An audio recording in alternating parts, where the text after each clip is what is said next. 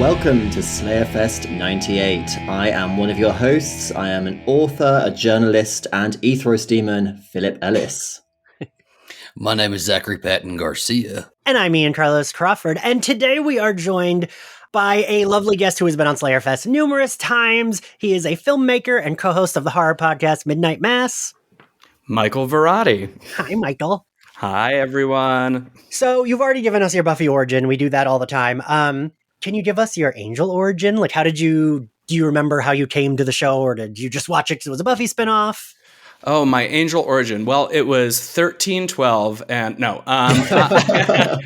Yeah, I mean, I watched a lot of Buffy in real time, and so when Angel was spun off after season 2, and after season 3 rather, when Angel was spun off, I became interested because I just had 3 years of Buffy in my life, and I freely admit that the first half of season 1, I was like, oh no. I remember it just didn't grab me right away the way Buffy did. Yeah.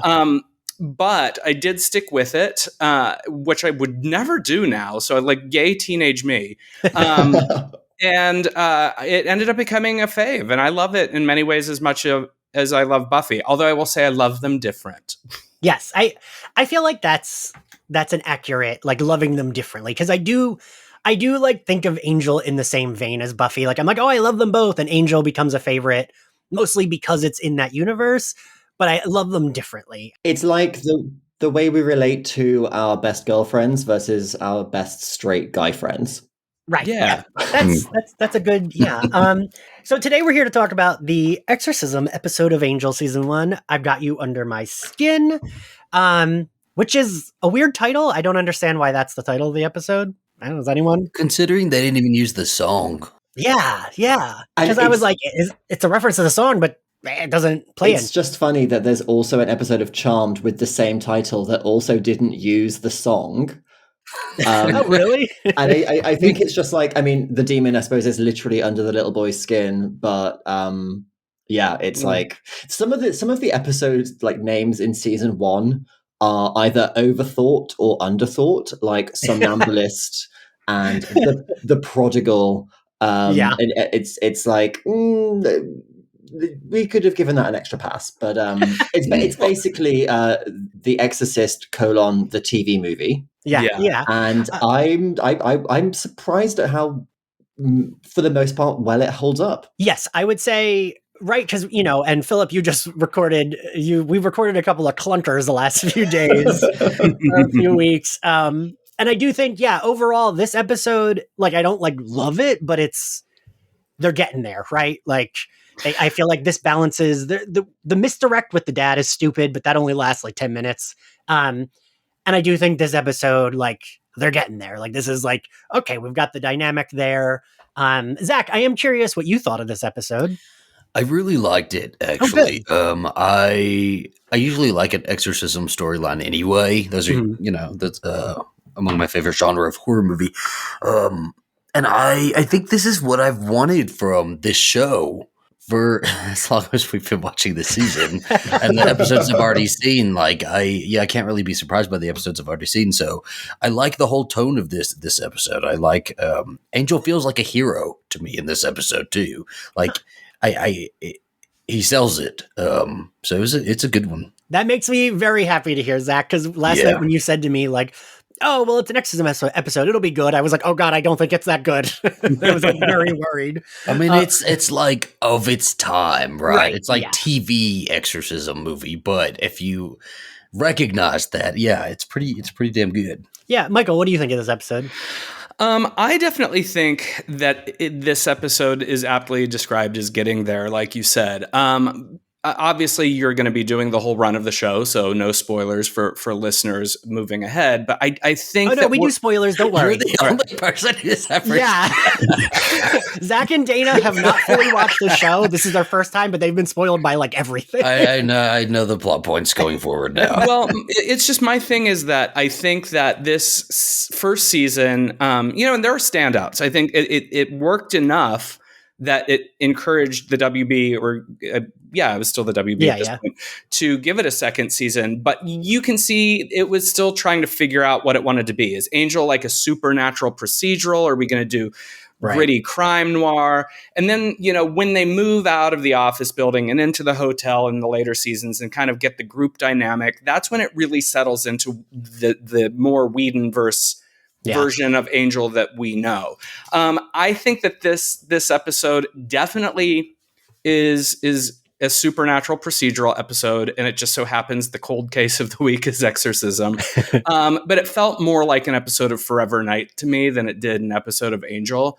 That's fair. And that's not a bad thing. I love Forever Night, and we also wouldn't have Angel without series like Forever Night. It's just, at this point, multiple seasons into Buffy, with characters like Wesley and Angel established, while I appreciate what happens here, it's sort of like Angel infiltrating with a plate of brownies is kind of like a little twee for me, That is more than fair. Also, wait, Forever Night, remind me what that is. Do I not know what that is? I thought I did, and then I'm like, wait, maybe I don't. So batten down. Forever Night was a Canadian vampire show that aired for 3 seasons, all about Detective Nicholas Knight, who is a vampire who wanted redemption for the evils and murders that he committed in the past, and has since signed up to be part of the Toronto PD, where he only solves crimes at night. Most of those crimes have to do with supernatural shenanigans. And he has a friend who knows he's a vampire, but most people don't, including members of the police force. And of course, there are other vampires in the city who are like, what the fuck is up with this guy? And there's genies and monsters and exorcisms. And he drove a black convertible. So shocked. Oh, that's wild. This episode I kept thinking, because the only things I remembered from this episode before I watched it were the Wesley character reveal of his father was abusive and the twist at the end. Those were literally the only 2 things I remembered.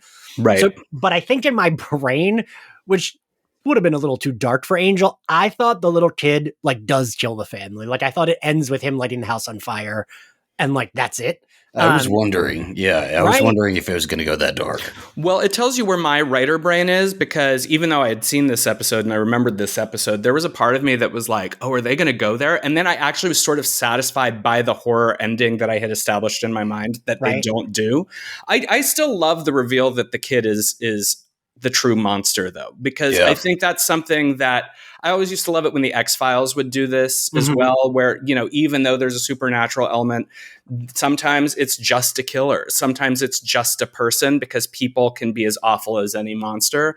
And I think that this reveal in an episode with the standard, William Friedkin style exorcism and the vomit and the monsters and the blah, blah, blah, blah, blah, it still comes down to, this is just a dangerous child. Yeah. Ian and I recently rewatched The Ring, and that was one of our favorite parts about it, is that, we remembered that she's just an evil little girl, and, they spend the whole movie trying to save her and save her soul and all, all that. But really, sometimes the kid is just a badass little kid, and there's nothing else you can do about it. You weren't supposed to let her out. It's so good. It's such a good reveal too. I feel like, Zach, when we rewatched it, it still gave me the chills. I was like, fuck, and that, just like with this episode, it always works for me. That sort of turnaround just always does well for me. So, I think. Go ahead. I was just going to say, I think that the reason that this worked for me on a rewatch, and I've watched this twice now in the last couple of weeks, because I'm making my way through season 1, is it feels very much like a classic Buffy episode.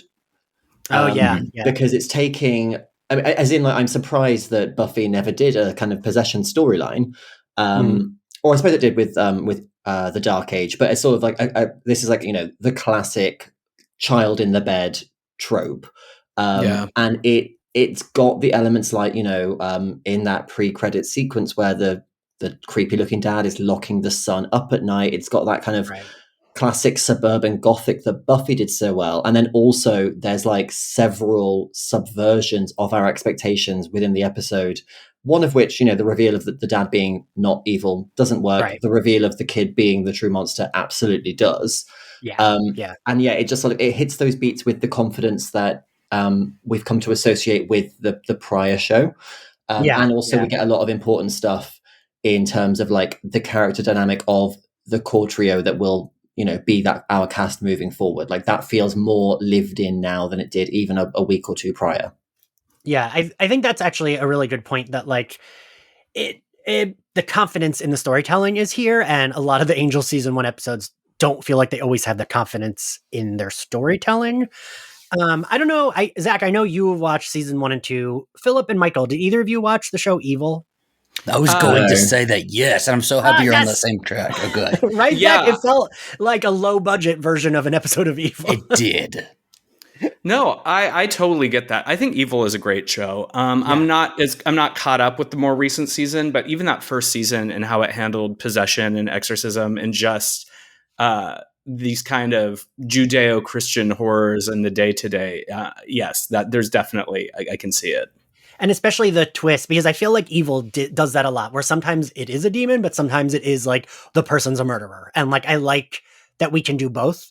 Because I remember the first season of Evil, when the first 2 cases were like, no, it's a murderer. I was like, oh, is this show like nothing is actually supernatural? But then they did have stuff that was actually supernatural. And I like when we can have both. Like here, it's just like, no, that kid's just evil. Like there's not like it's just, that's the way he was born. And I like that. Though, do you mind if I throw something out to all of you? Because it is something that I find I struggle with a little bit with Buffy in retrospect and Angel both. And I mentioned Judeo-Christian, and it is an issue sometimes once we make it far enough into the Buffyverse. We have become, as viewers and deeply indebted fans, quite well aware that in this world, there are many, many different dimensions that are hell. And, you know, we know there's a heaven because Buffy went there, et cetera, et cetera. But then when we get an episode that kind of falls back on the you know, Reagan McNeil exorcist style trope where it's like the cross and it's like Satan, get out of thee. There's a part of me that's sort of like, whoa, that's so binary as opposed to what we know about the Angel Buffy universe. Like, how do you even know that's the specific hell this demon comes from, you know? That's fair. That's also the problem I have with kind of most possession horror films now that come out. It's all very just like about Catholicism. Yeah. And it's like, oh, right. if you're making a movie where the villain is the devil, then but you kind of have to accept that there's also a god. And it's just sort of like, there's no imagination there for me. And I think it's because I prefer the kind of horror where it's either a lot more uncanny and eldritch, like the David Lynch kind of stuff, or where it's more pure bonkers high fantasy, which is where Buffy and Angel both end up going. Yeah. Yeah. And like, I was going to say, even in Conversations with Dead People, there is, when Buffy's talking to that vampire, he asks her, I forget what he specifically asks her, but something about like, do we know if God is real? And she's like, I don't really know one way or the other. And like, I prefer that. Like, I prefer that. Yeah, I feel like sometimes if you do think too much about like the demon aspect, and especially with this, they even go into a church. It's like, well, so Catholics are right. Like, right. But okay, this episode opens on Wesley and Angel looking at some knife that like kills a specific demon that Angel tells him is extinct. Cordelia is cooking brownies, which I was like, wait, what the fuck? But then once she was like, oh, recipe from my mom, from our housekeeper. I was like, oh, okay. That makes a little bit more sense. Yeah, but I love that the brownies are like the gun in Act 1 that needs to go off by Act 3. Like the brownies are introduced so we can have them later. I literally have in my notes Chekhov's brownies. But they don't even matter. That's the plot point that's weird, right? It's it's part of the weird plot where, like, in my memory, so much more of this episode is Angel just like creepily hanging around this family and finding excuses to go over for dinner and stuff. And actually, that is a lot quicker. And the brownies are kind of a clumsy plot device for that. But I have to say, the brownies don't look that bad. And also, right. It's practically impossible to get a brownie recipe wrong. Like, it's literally 4 ingredients. I maintain this is simply more Cordelia slander, where they're just making fun of her for no reason. Yeah. So, yeah, she uses the knife that Wesley brought to the table. She uses that to cut her very hard brownies.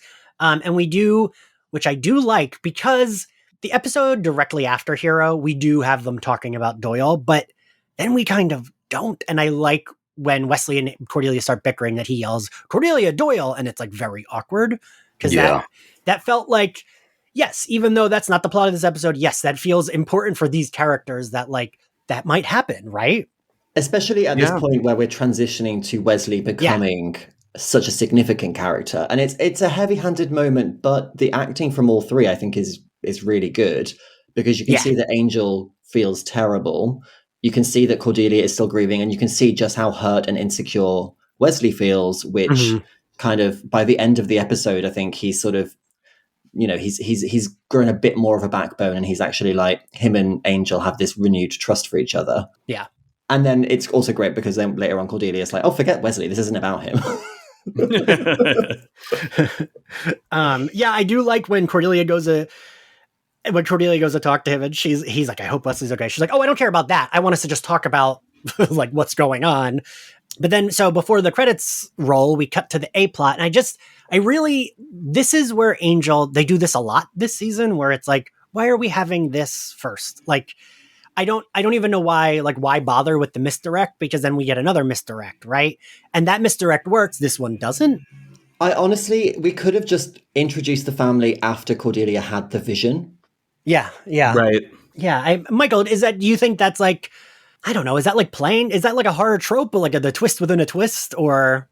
No, I think that this is one of those things where they had the 8-act structure of a television episode, and they were probably thinking, we want to make more of a meal of the fact that we want you to think that the dad's a baddie, because now you get to see him locking the kids in the room. And then when when Angel shows up to the house and meets the dad for the first time, we already have this preconceived idea that the dad is doing some sort of a child called it abusive sort of thing. So we're predisposed to be against him. I think that's the only way I would buy that we need this here. And I get it to some degree, but I think that we could have met the family when they arrive at the house, and the dad could have just been as abrasive as he was, and it still would have read, you know? Yeah. I don't know. Yeah, I really liked this moment. I thought it was so creepy, so eerie, and so I don't know. I mean, I get this and the vision kind of where they're stacked is sort of my problem with it, but I don't know. I'd rather even just take the vision out somehow and leave this party in there. All right. And yeah, post credits, Cordelia is walking to Angel's office. She wants to discuss what happened. And another thing that I love about her so much is that, right, we're not undercutting her. We're not being like, oh, silly Cordelia. Like, she's being real, right? And like, she cares about Angel. And I think this is why I love them together so much, because I do think they are a good balance with each other. Her coming in and like, she looks gorgeous. Her hair looks great. And she's just like, no, like, I care about you. We are going to talk about this. Well, there's such a great duo for the heart of the show, because each in their own way is aspiring to be so much more than what people believe them to be. Yeah. And, he's looking for redemption for his past, and she's looking for a springboard from her past. And I think it's really interesting when you juxtapose their journeys. And I think that, they both carry this show up until her departure later. So yeah. And like, and I even like the way she delivers the, like, you don't have to pretend to be okay with me. Like, she does, she cares about him, right? Like, there's nothing that we're like, oh, Cordelia's vapid. Like, we're not even pretending with that in these scenes. Like, we're just like, yes, these are two friends who care about each other. Mm-hmm. And I like that. It's nice, right? And I like that. Well, and she's also always the one going in there. And it feels like she is kind of repeatedly telling him sometimes, hey, remember, you can be yourself with me. Like, if you need to grieve, you can grieve. Because she also did that right after Doyle passed, too. Yeah. And it's just, I like a little bit of stubbornness from Angel, that we do this and repeat this a couple different times to kind of get him to, like, warm up. Because then he says, it's really, I really try not to like Angel, but sometimes there are moments, because then he says, I really miss him. And, I've been around a long time, and still, this is one of the harder losses for me. And it just, it kind of, a little sharp pain in your heart. Yeah. And then, somewhat fittingly, that I do love that, like, after this moment of shared grief over Doyle, Cordelia has a vision. Yeah. Because, I mean, and that leads us to the plot of the episode where Angel saves the little boy from the car. And I kept thinking, was someone in that car trying to kill the kid? But then I was getting mixed up with Eternity, which is a later episode, which starts the exact same way. I don't even remember that. Honestly, like the number of things in the 90s and early 2000s where I was just like, when am I going to like accidentally walk into the road and someone's going to save my life from a car that is speeding, but the kid doesn't hear it? You know, Right. it's a weird trope that I don't think we have anymore. But yeah, so he saves the kid. He's surprisingly sweet with the little boy as well. When he's like, am I going to cry? Oh, no, I'm fine. I'm not going to cry. Are you okay? Yeah, I did like that. I liked that he was like a little tender with the kid, and he was like he was able to like talk to a kid, right? And I don't think we really saw that much before.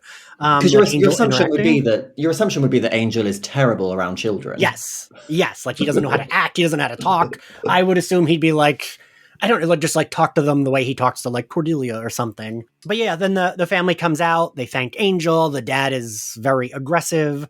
The mom invites him in because also it's very weird that like he does that all the time, but he has like this big cut in his jacket where his shoulder is like bleeding. And I'm like, he does this kind of shit all the time and he's always fine. Right, but he rolled across, a Los Angeles suburb road, and next thing you know, I have to tell you, when I first watched this show, of course, when it aired originally, I was not yet living in Los Angeles, and now I do, and anytime I revisit the series, it kind of amazes me how quickly they get around anywhere, because they're supposed to be downtown Los Angeles, which is not easily navigable. And then, next thing you know, they're like, and now we're at the beach. I'm like, and how? That's the supernatural element of the show. Like as Angelinos would like to know. You do not have a transition sound effect and quick cut. Yeah. So that's your issue, okay? Not Angel's. That's a Michael Varrati problem. So inside the house, the dad is just so weird because he's so like chest puffy and like whatever with Angel. But I guess one can assume that the dad is just like had it and just, also he doesn't want his son to come out being all crazy and like injure this man, and then they end up with having to leave town again, right? They'd like to stay for a little while. I mean, the dad does come on strong, and of course we're supposed to hate him in this moment, but yeah, Zach's absolutely right. Like everything we understand later, you kind of get why he is aggro, because he's got like a demon-possessed child. He has this wife who just busts out Precious Moment figurines at like the drop of a hat and invites strangers in. It's like, here's the deal. If you think that your kid has murdered someone in Akron, Ohio, maybe don't invite strangers into the house. Also a good point. Oh my God. And that's why he was smoking. He's like, okay, I'm just going to like be dropping all these subtle hints that I want you to leave. I'm amazed he didn't just start yawning and turning off the lights. Well, I'm heading to bed, so I guess you'll be leaving now, sir. I did think, Zach, I don't know if you'll agree with me, but when she's like, angels, they're all around us, I was like, this is some Hispanic mom bullshit. This is too much. It's too much. And I would have been annoyed with her. I'd have said, what is her name in this? I don't even remember. Paige. Paige, we cannot have friends, okay? We don't get, we get neighbors. That's all we get. And he's creepy. Why was he in a car outside our house? Right. Yeah. And he's like, this is, I've brought this up in previous episodes. Like, Angel is just so conspicuous when he's doing his detective work. He just comes across as a nosy weirdo. Yeah. Yeah. Especially in all that black with a leather jacket. Like, it's just like, yeah, like, why is he hanging around this nightclub? Why is he hanging around this person's bachelor party that he's never been to? Why is he hanging around this family home in the suburbs? Mm-hmm. There are LA serial killers exactly like Angel. It's true. It rings very true. And yet, probably the worst of all is Wesley creeping around in the backyard, not so discreetly, and then like scooping up what is described as like demon excrement. This is a theme of the episode that no one seems to want to talk about, is that these demons are like, what, shitting everywhere? What is going on? It's some weird Ghostbusters plasma crossover that I don't understand, because that's not in Buffy all that often, is it? I guess like a scale or something. I don't think so. Yeah. It's just that they use the word demon excrement that I'm like, that calls to mind or maybe they said demon excretion. Either way, stuff is oozing out that we never see on camera, which leaves us as the audience to be very concerned. The demons get really bad diarrhea when they possess someone. Well, it could be the brownies. That's true. It could be. I also just want to draw attention to, before we move on, Angel is just a very bad improviser when he's doing his detective work as well, because he tells the family that his name is Angel Jones. And it occurred to me, this is, I think, the first time that Angel has ever had to fake a surname, which is ridiculous because Kate the cop has never asked him his full name. Right. Not to rag on poor Kate again, but like she is so bad at her job. I mean, in fairness, if we're going to like fandom hop real quick, we have 60 plus years of a character who only answers to the doctor, and high ranking government officials are just like, sure. So I think there's a nomenclature suspension of disbelief. That's totally fair. Totally fair. So the dad wants him out. He kind of is like ready to get out. The mom then invites him over for dinner the next day. Angel goes back to the car, and Wesley has the goo, and is like, there's a demon possession in the house. So cut to Angel investigations. Cordelia, who we also like, Cordelia's gotten, I think she's probably better at this than ever. Like, she's good at just like, great, I can make the phone calls. I can do like look up something on the computer. Yeah. And like, she's good at it, right? I like, mean, her fucking librarian was making her at 15 years old do research in the damn library. Of course she would be good at it by now. True. There is a reason that in season 2, when Angel fires them all, she is still able to run an investigative agency. That's also true. Yeah. And like, I guess you're right. If like, oh, my whole high school, life was at the end of class, we would go to the library and look up demon shit. I guess you kind of. So she makes calls to verify where they lived before, because they mentioned that they moved once, but then she finds out they've moved a lot, and that someone went missing, right? Is that where she finds that out there. Then she picks up the excretion and says it's kind of pretty, in which Wesley tells her what it is, and she is like, why didn't we tell me it was demon poop? So they're trying to, like, basically they know there's a possession, but they're trying to, like, parse out who it is. And then Angel says that the dad was kind of weird, and Wesley gives this blip of information where he's like, a father doesn't have to be possessed to terrorize his kids. And I was curious what everyone thought, because I actually do like that as a beat that we like return to a little later, and that is oddly kind of paid off in season 5. Season 5? Yes, season 5. Yeah, this is season 1. These are 22 episode seasons. Yeah, you're in it for the long haul, Zach. I hate to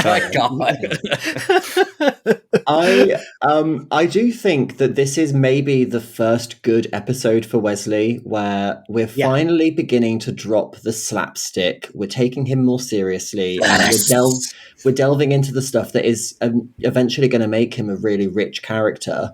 But it's a good sort of in-betweeny episode where like we're taking him seriously, but he's still not like hyper competent. He still, does fuck up a little bit later on, but his intentions are good, and he's actually like, you can see why he was a watcher and why he, was maybe could have been potentially good at it in different circumstances. Yeah, that's it. Could have potentially been good at it is a very good. But Michael, so what this pays off in season 5. What do you think of this as a beat in here? I think that this is really kind of the classic Buffyverse structure of giving us a morsel and then paying it off later that we didn't really get from television shows of this era, which is why we as viewers gravitated towards it then, and why it changed the landscape of television, and why we're still talking about it now. I think that as far as some of the bigger Angel reveals that occur over the 5 seasons, this is not like necessarily one of the bigger ones, but that's just shows kind of the thoughtfulness of the writing, because as we know, what was just said, this is where we're starting to pull away from Wesley as slapstick, and we're getting insight into the character through his insecurity and uncertainty. But Wesley now, over the next few years, takes what I consider to be one of the largest character evolutions in the whole of the Buffyverse, from where we met him to where he ends. And it begins here. This is where we start seeing that change, where when we end with Wesley season 5, if you were to show a viewer this episode and Wesley in the last few episodes of Angel, they would not buy that it's the same character. But when you live with the character the way that you will watching it, it makes perfect sense. Yeah. I do agree that it feels like they're trying to drop the slapstick now, because all I have had in my head is Wesley getting knocked down in the season 3 finale when he's like running through the crowd and somebody knocks him down and he just like hurts his back, and I just can't do it. I can't do it. I do not like Wesley, but he's fine, and I like that they. I can't even say they really put him off to the side. I liked him in this episode. He was fun. Yeah, and he was like able to help. I mean, not that much, but he without like doing a woo, right? You know, like like he didn't fail at it by like falling over a banana peel. Yeah. So yeah, they like, I forget, what is it? Is it wheatgrass? What's it's name? Eucalyptus, because I had a good chuckle about the fact that we now learn that no koala bear can ever be possessed in the Buffy universe. So they need to put that in something, and we go back to the brownies. So Angel goes to the house with the brownies as like he's bringing the family and sits through dinner. And again, Philip, I keep like going back to that. Like he really is bad at this because he's just staring at the dad, waiting for him to bite it. Like there's nothing in these. Eat up. If I was the dad, I'd be like, oh my God, he's like coming on to me. Right, in front of my family. And then what would your move be? Would you go with it? Yeah. It would be going into some like icon male territory that we don't need to discuss here. But then we get what's the twist, Michael, at dinner? Well, it turns out that the boy who we thought was the victim, is actually the demon, because when he eats the brownie, his face turns into a weird Windows 95 screensaver, and he is a monster. I don't know why they even tried with that effect. Like, just give him makeup, right? Right. Yeah, so we learned that it's the kid. The sister then says Ryan's bad. He's always been bad. Which will come back later. Right, yes, which does come back later. It's almost like that's its own little thing with something coming back later. And then we go into something else where that will come back later. I think that that face reveal, though, I was a little shocked. I was a little shaken in my seat, okay? It was bad. It was bad CGI, but just the her looking over and we pan or cut, one of those, and it's just, I wasn't expecting a full face like that. I thought he was going to say some little, like little bitch or something like that. It was just the way it was put in there it was super effective to me. And then also, just for any Britney fans out there, this little girl was in the Dream Within a Dream live from Las Vegas concert. John Voight was reading that storybook to her. Oh, really? Yes. And I always recognized that face. Well, I hope she was better in that. Not really. That's so weird. I always, like, especially with little kids when they have, because who's that one little girl that's a little girl in everything these days? Is it McKenna Grace? McKenna Grace, yes. Yeah. You're right, Zach. Yeah, She's not a little girl anymore. She's an adult. Wait, is she? No, she's probably a teenager, but like she's there. Not like a kid. No. Because, she was like Sabrina. She was Carol Danvers. Wasn't she in Mad Men too, I think? I don't know. Her and Bailey Madison were duking it out in the casting rooms. So then Angel brings the family. He says, leave the daughter. He brings the parents and the possessed son back to Angel Investigations. And I love Cordelia greeting them saying, hi, sorry about the possession. Like, I like that she keeps up the business which is important, but she keeps up that business aspect. Like she's a businesswoman. And then again, like when they're setting him up, they're tying the possessed kid to the bed. They're doing the like ring of whatever. And I do like Cordelia has a very good exorcism line where she's like, are you expecting big vomiting here? Because I saw the movie. Like I thought that was. Oh yeah. She wants to put a tarp down or something. Yeah. I thought that was a very good way to reference what we're doing here without saying it. And there's a nice little reference later on, very, very shortly, to the movie where when they're trying to track down the priest, when the nun explains how he died, that is the exact ending of the movie. Yeah, that's true. It's nice. It would have been funny to see Cordelia actually putting down a tarp. Yeah. Also, I got to mention that when they're discussing the possession, we learn that Lizzie Borden in this universe was. I loved that. That was so funny, and I wish we had just a random cheesy flashback to that. Right, just real quick.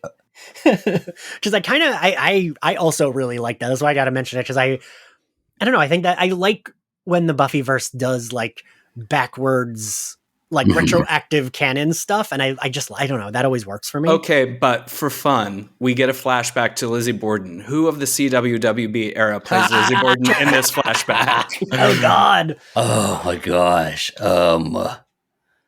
She was how old? Like what? Like 14, 15? Lizzie Borden? I thought she was an adult.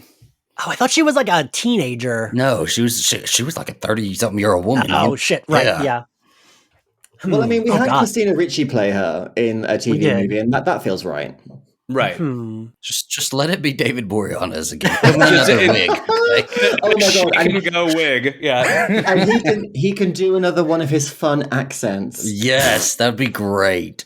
You know, we need somebody to play her sister Emma too, though, so we can just do Wesley and David Boreanaz. It's just the cast of Dawson's Creek. I've been watching 30 Rock as I finally cycled out of Seinfeld, and 30 Rock is going back into my like nighttime background show. And I kind of love that whenever they do like a weird cut, or not all the time, but sometimes it'll just be the cast and it'll be like them in wigs. Like there's one episode where Tracy has a dream and like Alec Baldwin is playing Nixon and the writers in the writer's room are playing these other characters. And that would be hilarious if they fucking did this with like... If you know it's ridiculous and you just go into it, I love it. And I'm all for it. Yeah.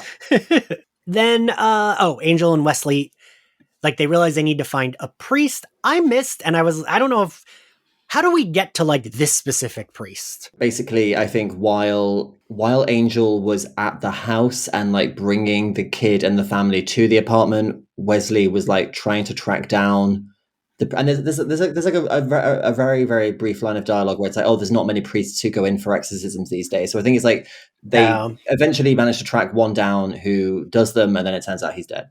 Okay. Because I was like, wait, couldn't they just go to another church and get another priest? Like I was like, there's not one priest in all of LA. Well, also it's a really hard thing to get a priest to do an exorcism too, right? Isn't there a lot of like red tape with it? Yeah, it has to be commissioned through the Vatican and blah, blah, blah. But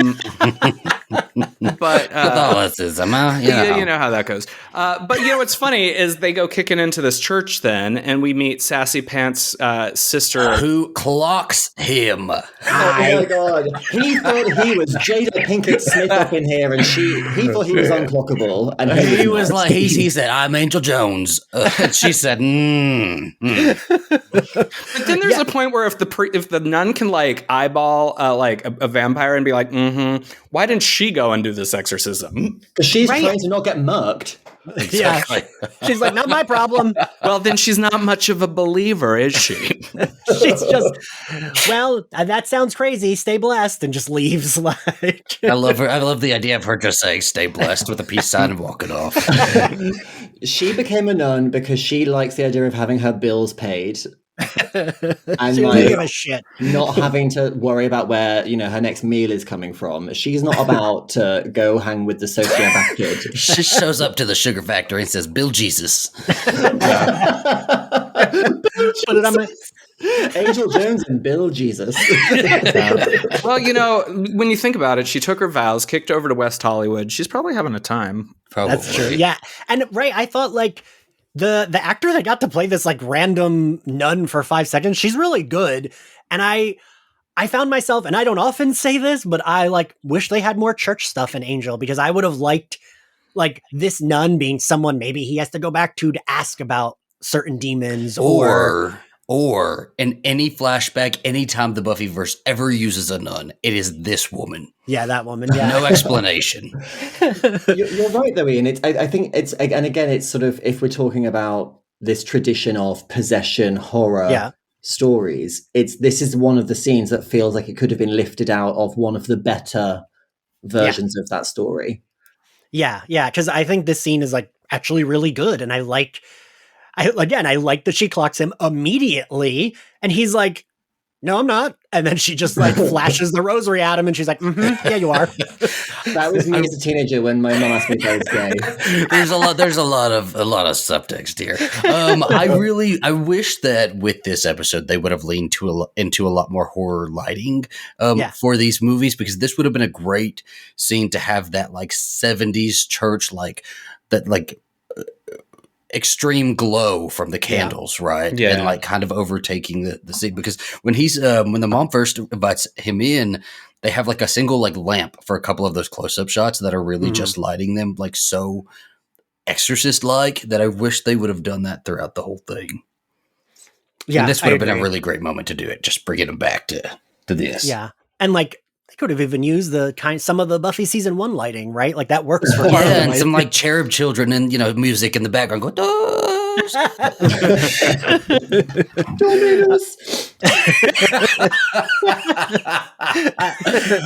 I can't. So we learn that the priest has died. And I also like this scene where Angel's like, Wesley's like, I can do it. And Angel like, what does he like knock at him about with the fucking thigh master, right? There's like a... yeah. I've got a great resistance to suggestion. And he's like, you don't even have sales suggestion. How many thigh masters do you own? But I liked seeing confident Wesley when he's like, okay, you do it. And he hands him the cross and he drops it because it burns him. And he's like, that was vulgar. And Wesley says, yes, but I believe my point was made. And that's where the humor with Wesley needs to go. It's like, yes, let's have him be, because he's so British, have him be a sassy, fussy little bitch. Maybe the nun was clocking Wesley, not Angel. I don't know. Well, he has got buns of steel. There you go. It's true. So they go back to Angel Investigations, where we get like Cordelia is the mother is annoying. Look at his face. Like that is clearly a demon. Like the mom is buying his like, mommy, I need help, blah, blah, blah, blah, blah. Cordelia is trying to like stop her. She goes into the circle and immediately starts getting choked. But Angel and Wesley arrive. And Philip, where are we? So this raises a question, actually, because on this watch, I was like, is the mother under some kind of psychic control, or is she just very badly written because they put so much effort into writing the dad? I think the latter. I think that what they're trying to do here is take advantage of the tropes of every exorcism story, where there's always the person that falls for, the victim act. I mean, we see Reagan do this in The Exorcist. We see all the Deadites do this across Evil Dead. And there's always like some yahoo that's like, but it's our friend. And I'm like, no, it's not. You literally just seconds ago.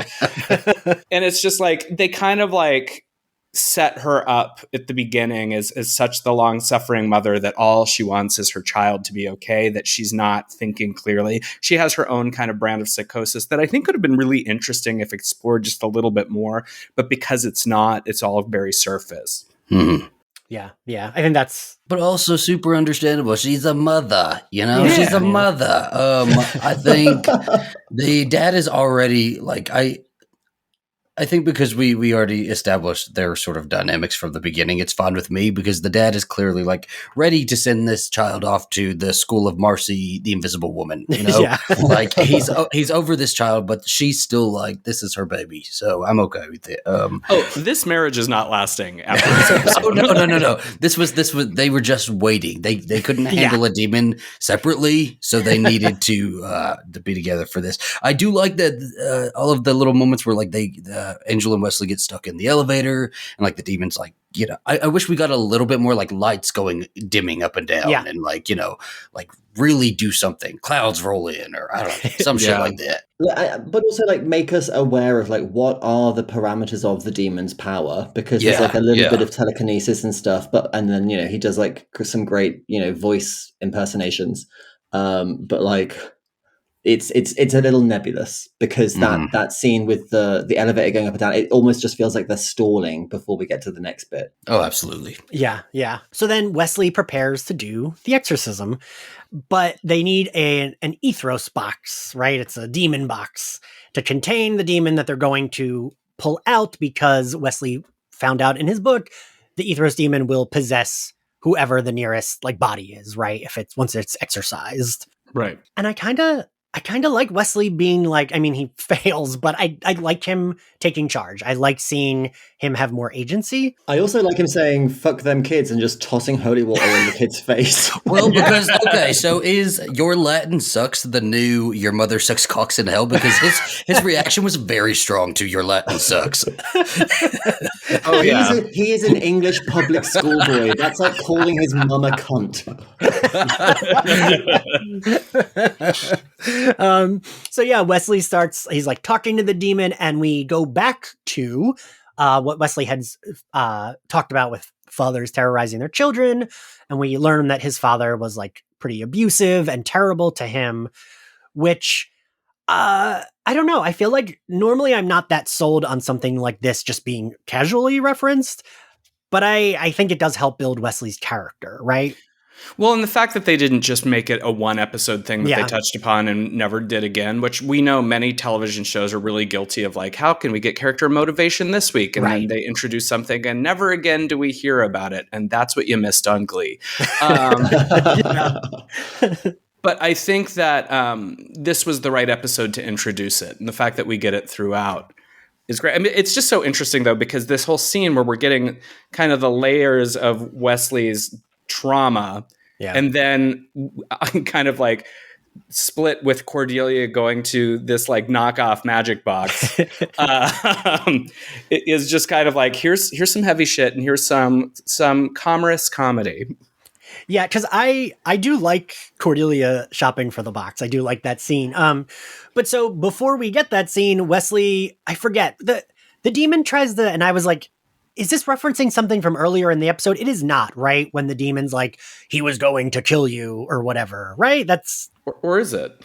No, I think it's just, it's a recurring point in the season, and especially in Eternity, which I know I keep bringing it up because it's the last episode I watched, where Cordelia and Wesley, as Angel's closest friends, both have to be at peace with the fact that they may have to kill him one day.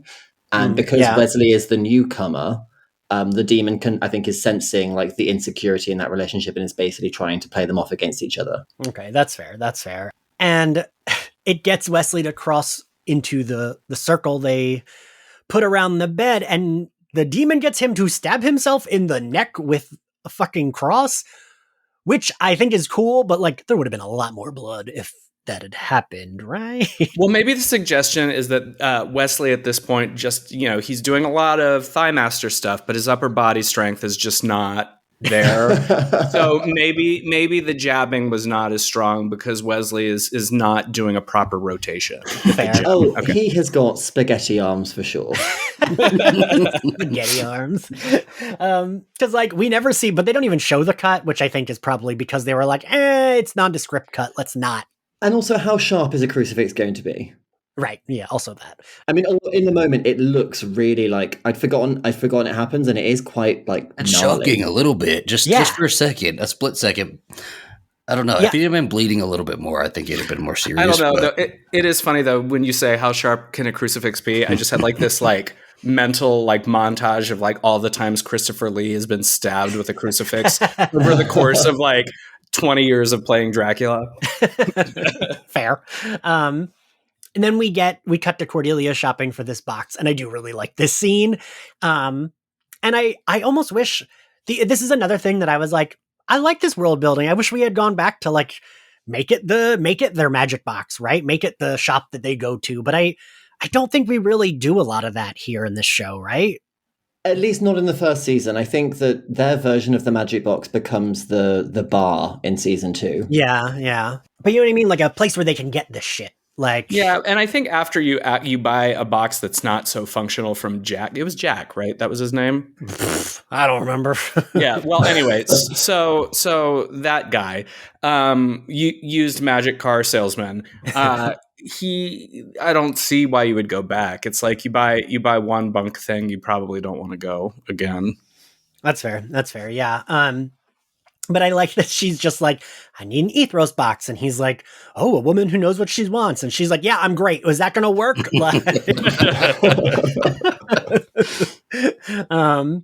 And like we learn that it is not an Ethros box, but she's kind of like, will it work? And he's like, it should. It does not, spoiler. But I like that she's very like no nonsense in this scene because she knows it's important, right? And when he's like, do you want a gift wrap? Then she just glares at him. Love it. It's a good Cordelia moment because it's a very light Cordelia episode. But we get some nice, funny little moments with her. Yeah. So Wesley is out of the game, and then the demon decides to just really like ratchet up the drama and starts impersonating Doyle and says that Doyle is there with him and he's asking why Angel didn't save him, which is exactly what Angel was talking about at the start of the episode. Right. And so Angel picks up the cross to finish the ritual himself. I think it's so interesting, the demon impersonating Doyle here, because of the fact that, you know, the actor who played Doyle actually passed away. It feels like stranger than usual when we have a callback to a past character. I mean, even though, even with Conversations with Dead People, how Amber Benson did not want Tara's memory to be and Amber, of course, is like still out in the world and doing amazing things. But this just like there's an extra element of, I don't know, it feels strange to me. Does anyone else feel that way, or am I just overthinking things? Well, I think because this is the last time we hear Glenn Quinn's voice in the show, so it is a bit of a sour taste that it leaves. I think you're right. Mm-hmm. Well, but then I do think they do course correct it with the last time we hear his voice is in season 5 because Cordelia watches the tape again. Oh, that's right. Yeah. And I do like that. For me, that's a very sweet final like moment to hear his voice. But yeah, it is weird whenever you go back to a show and it's like, ooh, that actor is dead. Like I remember when, not to name drop, but to name drop, when I interviewed Trixie Mattel for this podcast a few years ago, and she was like, I forget what she said, but she thought that Glenn Quinn had died and that's why they had to write out his character. And I was like, oh no, he was fired and then he passed away. And I remember we were in person and Trixie just looked at me and went, well, that's worse. And I was like, yeah. But yes, so I forgot that they even do that. Angel goes to finish the ritual. They have the box. The demon smashes right through that box. And the exorcism is done, right? They're like, the demon like Shangela straight out the box. Oh, so then there is some genre babble about primordial salt, which is basically an excuse to get us to a nice creepy sea cave as our final location of the episode, where the demon reveals that it was actually the boy all along who was evil. Right. And as I pointed out, they got to the beach really fast. Yeah, so they go to hunt this demon, and I do a good beat here in this scene when they're hunting the demon is that Wesley's like, hey, I don't want you to think I was ever thinking of killing you or whatever. And I do like that Angel turns and he's like, but you're willing to do it, which is good. And like referencing in case he ever turns into Angelus again. And I like that. I like that Angel's like, no, I know that the demon was full of shit, but I also know that you would kill me if you needed to, but Angel does like that, right? Yeah, it's a prerequisite for being friends with Angel that you have to be willing to put a sword through him like his ex-girlfriend did. Yeah. He's really into that. The demon gives a very long speech. This is a little silly, but it gets to the twist that I do like, but it is a little silly that this like bajillion-year-old demon is like, with the scariest thing he ever saw was like being stuck in that little boy. Like that's a little like, eh. And then he's just like, oh, and you're allowed to kill me now. I give up. Yeah, go right ahead. That's what we call quiet quitting in the possession community. You'd rather run out into the street and die than ever go back to that child. And Wesley's kind of like, we gotta hurry. They're all at home, right? Like, so yeah, the demon is summarily dispatched, and then we get the real climax, which is Ryan setting the house on fire. And I will say, I like this. It's intense. Right? Yeah. Yeah. Because they really let him take his time, like pouring the gasoline. Mm-hmm. And I'm thinking, oh, well, Angel's going to come busting through the door before he even like lights the match or before he gets the match onto the floor, you know, but no, he fully like sets the house on fire. And then the flames are so big and they cannot get to this little girl that I'm like, is it? Is that what they're going to do here? Because it does seem like it for a second. It's like, oh shit, they really. And the WB said, "I don't fucking think so." No. But if this show was on HBO Max today, it might be canceled next week. But they would have done it this one. You're right. The family would have been murdered, and then the show would have got canceled a few episodes later. So yeah, Angel jumps through the window, saves a little girl. Wesley picks up Ryan and tells everyone to get out. And then we end on the boy. I wasn't quite clear, like, because he's so young, he can't, like, there's not like a jail for like 10-year-olds, right? No, but I think, right? Yeah, juvie, or like wherever. What I do think is interesting, though, is that it ultimately reveals that the exorcism and possession plotline is a MacGuffin. Like the evil, as we discussed at the beginning of the episodes, is the kid, and I think that this is what makes the original Halloween work in ways that, even though I love all the sequels, they never quite measure up to it, because this kid is just bad and there's no explanation for it. Yes. You know, it's the whole Dr. Loomis speech, you know, there was nothing behind his eyes. That's what we get in this kid. Even the demon was like, there's nothing there. Mm-hmm. And so the Angel, you know, detective agency, we solved another case, but you didn't win. They didn't win this week because this kid's getting taken from his family. He's probably going to grow up to be a monster that someone else is going to have to deal with, because the monster doesn't go away when the monster's a little boy. Yeah.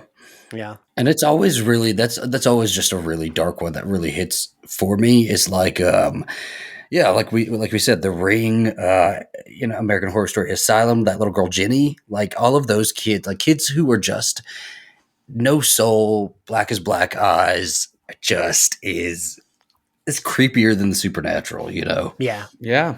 I agree with that. And I like, because, right, like, of course, parents are going to be more precious. Like you said, Zach, like the mom is more like, I'm going to believe that my son is there, even though it's clearly the demon. Like, they're going to be precious about it. But storytelling wise, I do like that. I do like not being precious about a child. Like, if a child can die in the story or a child can be evil, like, I'm like, yeah, go for it. Just kill the child, just never the animals, please. No, I can't deal with the animals dying. This felt like this was Evil season 1 too, right? They had a little evil boy, right? Yeah. Okay. Yeah. I can't remember if it was season 1 or 2, but yeah, I know there was an evil little boy. And in the newest season, which I won't say exactly, but there literally is an episode kind of like this where, like, they think they solved it, and, like, the family, there's a pregnant woman that is murdered at the very end because they failed their case. And, like, I like that shit. Like, I'm like, oh, I love a dark ending, and this is, like, incredibly dark because, like Michael was saying, is like they are essentially just handing the kid off. They've done what they can do, what their investigative services do, and they have to hand the kid off to a system that is not going to take care of this kid, right? Which is even darker, you know. It's just there is no win-win. So we say, well, we'll never see him again, so it doesn't matter to us in this show. And then the episode ends with, I really love how the episode ends. We don't go back to I was dreading it, man. I was like, are we going to go back to the office and have like one little talk scene? But I like that we like brownie. No, we just like pan out and they go to the car. You know, he meets them at the car, and it's ends on the street, and I really, really liked that. Yeah, I kind of like. I mean, basically, Kate says what you just said, Zach. Right? She's like, "Well, I don't know what'll happen. They'll probably, someone from social services will interview him, and well, we'll see." But it's like, well, I'm like, Kate, that is your job. Like, we did our part. You're just saying we'll see? Does Cordelia say we'll see? No. Even in the late 90s, Angel had a strong stance against the LAPD.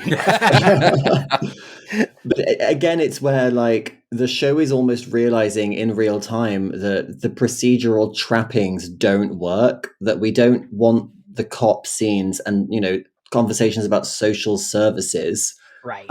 Because it just sort of feels like we're trying to really, like, wrap it up as if it is Law and Order or, you know, or CSI or something. When actually, like, yeah, like there is no, you know, there's no real legal recourse or resolution to this. And I like that it has the guts to not have a tidy, happy ending. That family is never going to be the same. Right. And again, it's a hint of this is what Angel, the show, is going to be. And then obviously, like, Buffy has its real downer episodes, but Angel more consistently, I think, has like ambiguous or just like outright like tragic endings to episodes and to whole arcs. And so it's like, yeah, we're getting there. Yeah. And I do really like that. And you are right, Philip. That really is kind of like, this is more in line with what the show becomes than like some of the other one-offs are. Yeah. The dad thanks Angel. It tells him he won't be able to cover for the boy anymore. And the episode's over. The dad's done with that kid. Never again. Like it's very that tweet where it's like, oh, all these dads who are criticized for walking away from their kids, but have you ever considered that the kid might be bad vibes to begin with? The vibes are off, so take that kid away. I mean, the dad is like surprisingly chill at the end, considering where he begins, because he's basically like, "Hey, Vampire Man, thanks for breaking up my family." Credits, you know. I mean, but I think he does. I think it kind of is that. He's like, "Oh, thank God, I don't have to deal with this shit anymore." No, he's about to drive away to a perfect day, you know, playing on the radio in the California sun. He's about to like eat, pray, love for the rest of the year. I know. He said, "Fuck that kid, fuck my daughter, fuck the wife. I'm gone." He and the nun pack it up and they be blessed out of town. She's got her own show going off at the Vatican. We'll stay tuned for that one. So, okay, now that we're at the end, favorite, I know this is one's a little favorite outfit, Philip? So it's a bad outfit. It's a bad episode for outfits, right? Yeah. Even Cordelia's 2 outfits, I'm afraid to say, do not hit for me. So I'm going to say, because the Ethos Demon does live for drama, it is that bitch, that when it expends all of this energy giving itself corporeal form, it takes the time to manifest an iridescent cloak. Oh, very nice. Michael, what's your favorite outfit? I'm going to have to make this foolhardy choice of the mom's terrible nightgown because it feels like a community theater production choice. You know, like, I don't know if you all had this, but like when high schools like do like the morality play before prom, like Don't Drink and Drive, and someone always like dresses as the mom or something. Right. That's what I pictured. They were just like, she's a serious mom who loves her kids. And she got woken up in the middle of the night to tragedy. And she's wearing this gingham nightgown in the Los Angeles summer, which never would happen. Michael, she's been having a hard life for the past few years. I mean, just rag on her for her outfit, I guess, right? You jerk. Fucking jerk, man. Ugh. I mean, she raised a soulless child. I feel nothing for her. She gave birth to a soulless child.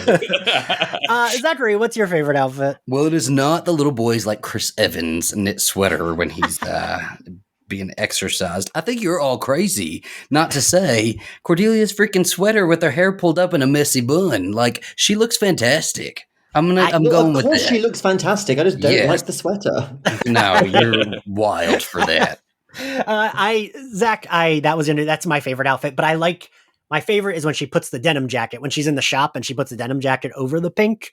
I think that looks cute. And I think she's one of the few people that like her hair also looks really good up, right? Like it looks good down but her hair is like so thick and like has such volume that like, even up, it's like really big, and I like that it's like big when it's and up. This is going to be really weird, guys. And I know it, but Charisma Carpenter has a fantastic neck.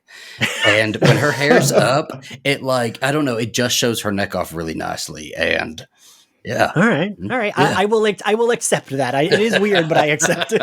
Yeah, I stick with it. I stand by it. Favorite scene, Michael? Oh gosh. I think the ending. I really like it because I think the ending I don't like it, but I like it in the way that it turns the episode around for me. At the beginning I said this was a getting there episode, and this will probably speak to my rating of it at the end as well. I think that this kind of misdirect of the exorcism and the possession leading into this far darker element, which then lays the groundwork for the fact that Angel is in a lot of ways a darker show than Buffy. Even though Buffy has its dark moments, it's the fact that Angel's life can never have the moments of levity that Buffy and the Scoobies get. There's always going to be a darkness because the fight has to continue. And, you know, the fact that the evil in many ways in this episode gets away and they just have to make their peace with that, that's indicative of what this show is. And that I love that darkness. I'm with Zach. I like the dark ending of this. Yeah. Yeah. That's totally fair. Zach, what's your favorite scene? Everything Michael just said. Michael Varrati from the Midnight Mass, everybody. Good job, Michael. Philip, what's your favorite scene? I think it's going to be the first attempt at the exorcism, where the demon is speaking in Wesley's voice and getting under his skin. That's the name of the episode. And, you know, this is the first time that Wesley takes it in the neck, but not the last. It is not. I was thinking that too. I think my favorite... I agree with what everyone has said, but I think my favorite scene, just because I love her so much and it's a good beat, is Cordelia in the shop. But I got two. I'm cheating. My other favorite would be the scene in the church with that nun, because I did really like she is great. She was serving. And like, Buffy was a little better with this, but Angel early on was not so good with the one-offs being good actors. Like we mentioned the mother in this, like usually the characters that are like just there to be plot devices aren't that great, but I thought she was great. And I wish Angel had to go to a church more often to like figure out something with a demon or whatever, because I found that kind of interesting. What grade do we give this episode, Zachary? I'm gonna be pretty positive with it. I think A- for me. Ooh, okay, okay. Philip, I can't remember what I rated the episodes I've been on for so far, but I think this might be the highest because this is it's you know, there's a mystery in this story, but because it's not sort of stuck under all the tropes of like a cop show or a noir or a procedural, and it's really much more a kind of classic horror story. The writing works for me in a way that none of the others have. So I'm going to say B+. Okay, I just like these. None of the others have. Michael, what grade do you give it? Well, if I were grading this, like the Watchers would be grading Wesley, I would say there is a lot of room for improvement here. And much like I said, I think we're getting there, but we're not quite. Although the final act really turned it around for me, so I'm going to say B- with enthusiasm for the future. Michael, I have the same exact grade, B-, because I do agree with you, Philip, that it's like this one is better than the other standalones. It's not 100% there for me, but it is. I do like that we're getting there with the dynamics, and they're kind of figuring out their footing, right? Because they had to revamp the show halfway through, not even halfway through, 9 episodes in with the dynamics. And I do think they're figuring it out. And this Wesley's first episode is pretty good with like the dynamic, and we're like getting there. And then this one feels pretty good too. Because they kind of, at some points, it's just like, yeah, he's part of the group, but they forget that it's supposed to be that he's new to the group. But, you know. I have a question, actually. Has he been given a job yet? Yes. He was hired at the end of one of these episodes prior to it. I forget which one, but it was like, or it might even be the beginning where like, oh, wait, it's she. The episode before this. Right. Yeah. Right. Yes. Because it was just like, oh, and here comes Wesley again for no reason. And okay, so there's actually a reason for him to be hanging around now. Right. Okay, great. Right, because I was trying to think. I was like, when does he ask if there is leftover food? And Angel knows it's because he's broke, but it's after Cordelia has that party, which is in she. So yeah, he just got hired the episode before this. Thank you all for joining me. Thank you. Thank you for listening. If you like Slayerfest 98, you can find us on Apple Podcasts, Spotify, YouTube, and anywhere else you get your podcasts.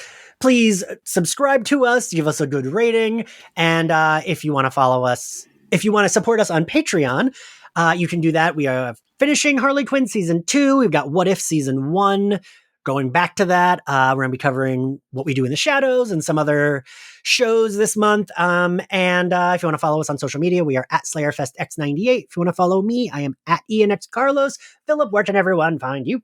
You can find me playing in traffic while my dad rides off into the sunset with a nun. Also, you can find me on Twitter at Philip_Ellis. You can find me on Instagram at Philip Ellis, and you can find me on Amazon under Philip Ellis, or if you're in the UK, PJ Ellis, where you can now pre-order my debut novel, Love and Other Scams. Yay! And Zachary, where can everyone find you?